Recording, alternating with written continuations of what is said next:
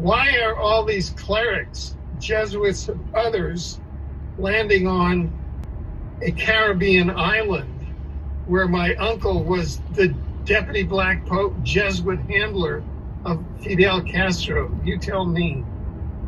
Well, he was working for Fidel Castro.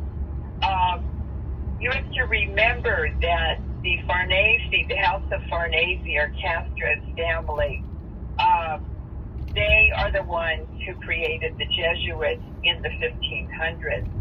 And it was Alessandro Farnese from northern Italy who was sent to work under a Borgia, who was the Pope. And at 24, he was a cardinal, and when Borgia died, he became Pope Paul III. So Castro is a member of what we call the Vatican nobility. Now, many of the popes are from these ancient Iranian bloodlines, and many of their accoutrements, the red slippers that the Pope wears, the papal tiara, which is that big domed felt-looking hat that they wear. There are many, many other things, signs and symbols that indicate this Iranian background. Those are all Central Asian creations and styles and origins. So, indeed, the Vatican and the history of the popes is very much a history of these ancient Iranian bloodlines, believe it or not.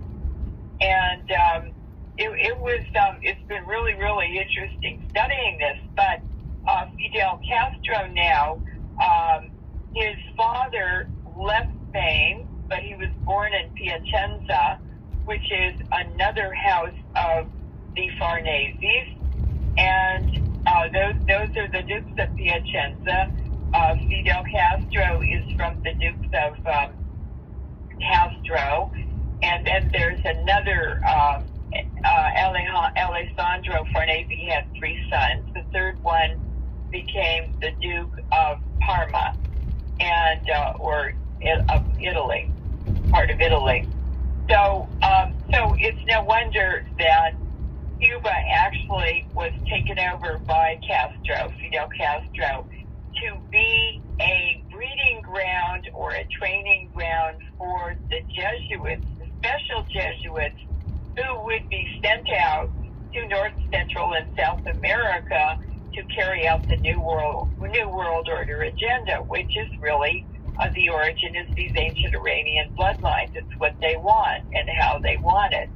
And it's people like Putin, Queen Elizabeth, all the monarchs on the thrones, the Emperor of Japan, probably even Nelson Mandela. All of these people are actors on the ancient Iranian stage, bloodline stage. And they're actors. This is theater. It's just theater. And but they're playing with very powerful weapons, with very powerful social weapons, with and a lot of the bad stuff comes out of the university. So everybody's working for them, whether you think so or not, or whether they admit it or not. They don't even know. But everybody's working for those ancient Iranian bloodlines, and the Jesuits are the public face that they carry out and engineer and spy on everyone. They're a spy agency. They are not Catholics. They are not religious. They do not believe in God. And you can even see it when Pope Francis does a mass. He's clumsy. He's not comfortable with it. It's not natural to him. There's no spirituality in it. It's a very kind of a mechanical, clumsy kind of a thing that he does. And a lot of Catholics are angry that he is Pope because they said there's a complete prohibition in the Vatican that any Jesuit should ever be Pope. They're not allowed to.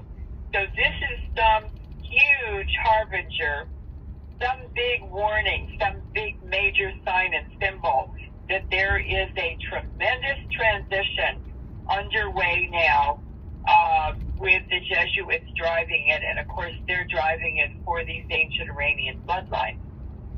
And so that is why they're having this meeting with Fidel Castro. He will be there, of course, on the island of Cuba in the Caribbean, because remember, this is where Columbus landed, on the island of Cuba. And it's shared with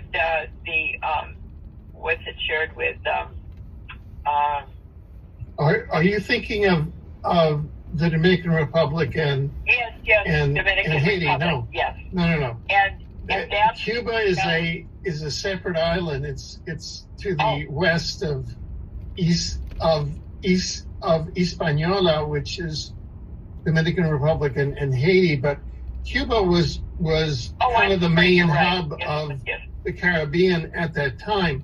However, this meeting, I think, can be seen in the context of the end of religion paradoxically coming out of a one world religion. Is that kind of... Yes, and what they're doing is they are bringing all Christians under the Pope. And the Greek Orthodox Church, some of the other Orthodox churches, the Ukrainian Orthodox Church, are already under the Pope.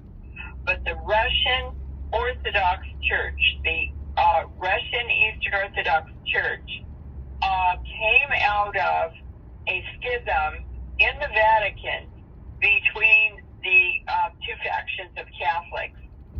And the Eastern Orthodox religion came, they left the Vatican and they ended up in Constantinople because Emperor Constantine took them to Constantinople, which today is called Istanbul. Yeah. And he built really beautiful churches. Now, there is a statue of him in marble in the garden of the Vatican, and he looks like a Greek. But when I found a mosaic of him on a church in Constantinople, he looked like a Persian miniature, because the Romans were all Persians. Italy is an Iranian-based historic country.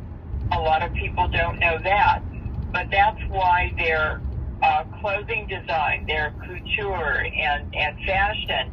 You know what's really interesting about this and kind of funny is my dad used to always talk about how he is so Italian, and if he ever got a DNA test, it would show how Italian he is, and he's 100% Italian. And when he finally got a DNA test, it turns out he was Middle Eastern and like from exactly what she's saying. So I think that's hilarious. Now, I've been reading a lot, verifying what she's saying, but if you want to learn more, you are interested in this type of content, please hit that follow button. Go follow me at my website, and you can just hit, because there's a link on my website with all my social links, and then you can go right to my Rumble and watch this whole video. It's a 2-hour amazing video. It's in my reposts.